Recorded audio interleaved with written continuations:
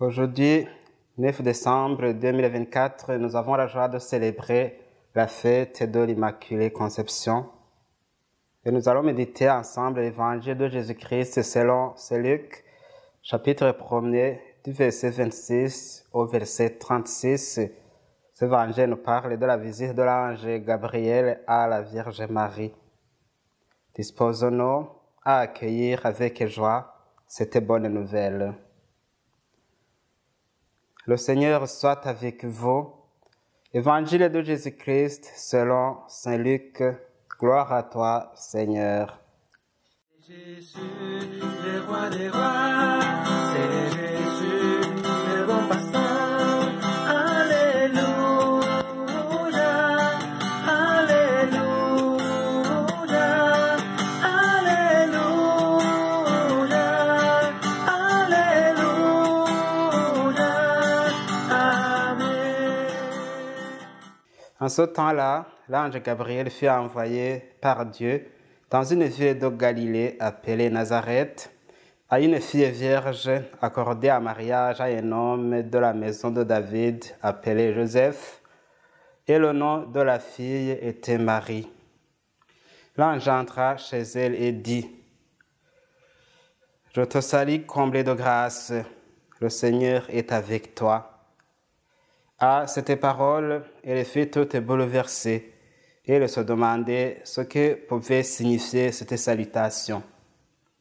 L'ange lui dit alors: « Sois sans crainte, Marie, car tu as trouvé grâce auprès de Dieu.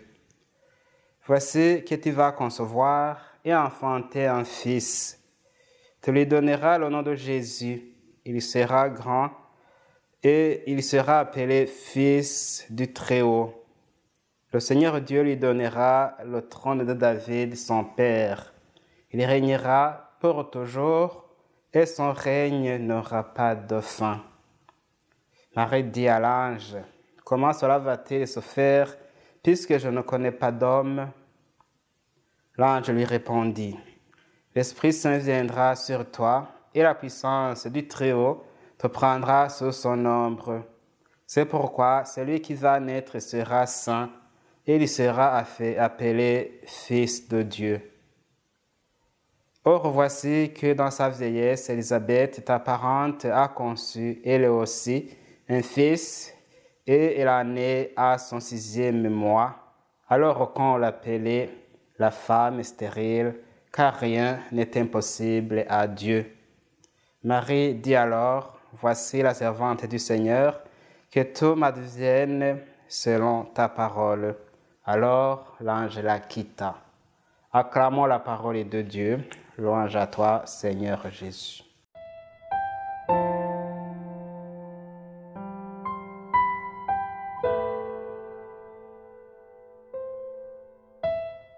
Frères et sœurs, pour continuer notre préparation à la fête de Noël, nous célébrons aujourd'hui la fête de l'Immaculée Conception. Cette fête nous rappelle la merveille par excellence que Dieu a accomplie en la Vierge Marie. En effet, de tous les humains qui ont existé sur cette terre, Marie est la seule à avoir été épargnée de la souillure du péché originel. Elle est sainte, sans tache, sans souillure du péché de sa conception. C'est une grâce spéciale que Dieu lui a accordée parce qu'il avait prévu de lui confier la mission de concevoir et d'enfanter son fils.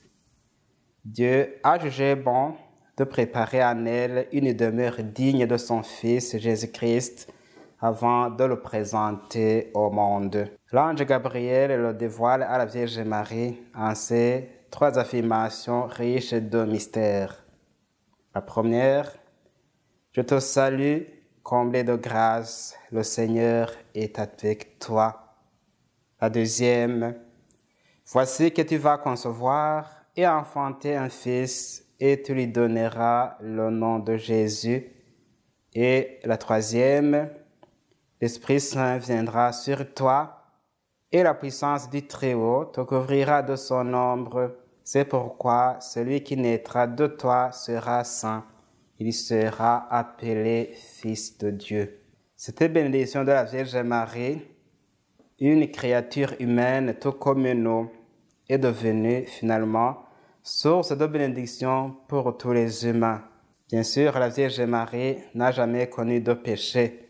Par son oui à l'appel de Dieu, elle nous a ouvert la possibilité d'être libérés de tout péché, parce que son Fils Jésus-Christ nous pardonne de tout mal et de tout péché.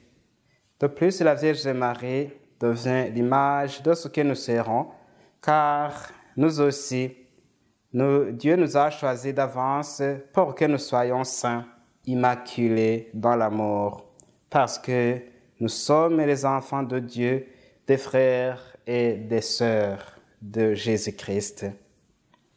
Nous bénéficions parfaitement des bienfaits destinés aux enfants de Dieu quand nous lui faisons confiance et accomplissons des œuvres qui honorent Dieu et le glorifient, comme la Vierge Marie et son Fils Jésus-Christ.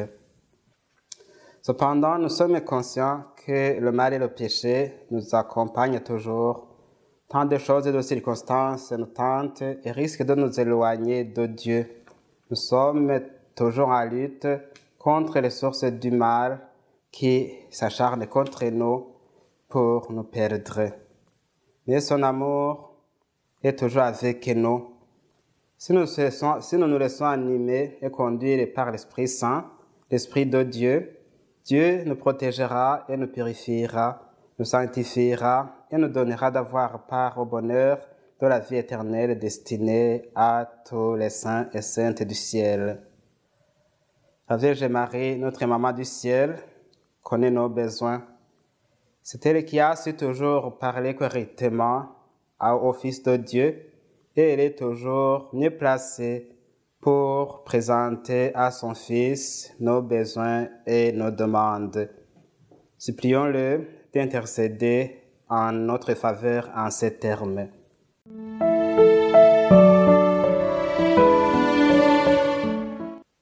Je vous salue Marie, pleine de grâce, le Seigneur est avec vous. Vous êtes bénie entre toutes les femmes et Jésus, le fruit de vos entrailles, est béni. Sainte Marie, Mère de Dieu, priez pour nous pauvres pécheurs, maintenant et à l'heure de notre mort. Amen. Le Seigneur soit avec vous. Que Dieu Tout-Puissant vous bénisse, le Père, le Fils et le Saint-Esprit. Amen.